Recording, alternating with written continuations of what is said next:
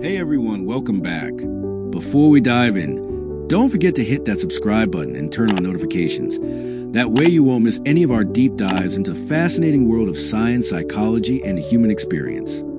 So, let's talk about something we all feel, but don't always admit: eco-anxiety.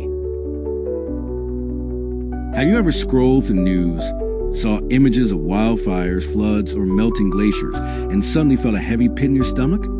That right there is an emotional way to climate change. And you're not alone. Millions of people across the globe are experiencing anxiety about the future of our planet.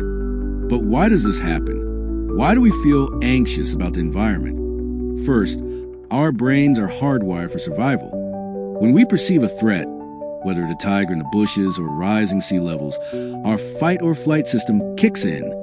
The problem is, climate change is not a tiger we can run away from. It's slow, overwhelming, and often feels out of our control.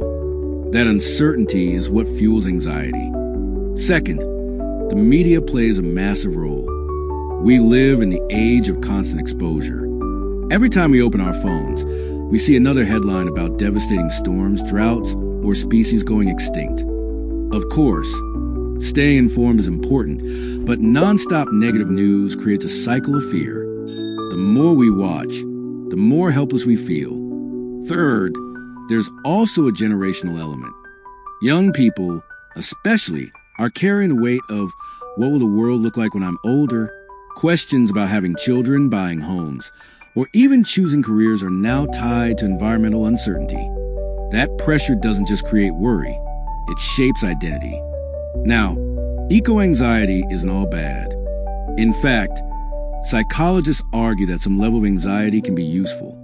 It pushes us to take action, to recycle, to vote for leaders who care about the planet, to shift towards sustainable lifestyles.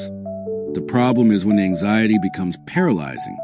That's when it turns into sleepless nights, constant guilt, and a sense of doom. So what can we do? One strategy is to focus on action over doom scrolling. Limit the time you spend consuming climate news, and instead dedicate that energy to something practical. Plant a tree, join a local cleanup, or even just swap one habit for a greener alternative. Small steps add up. Another strategy is community. Eco-anxiety often makes us feel isolated, like we're carrying the burden alone. But when we talk about it with friends, family, or even strangers online, we realize it's a shared experience.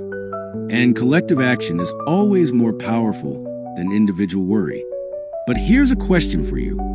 Do you personally feel eco-anxiety? And if so, how do you deal with it? Let's start a conversation down in the comments, because hearing your experiences might help someone else who's struggling with the same feelings.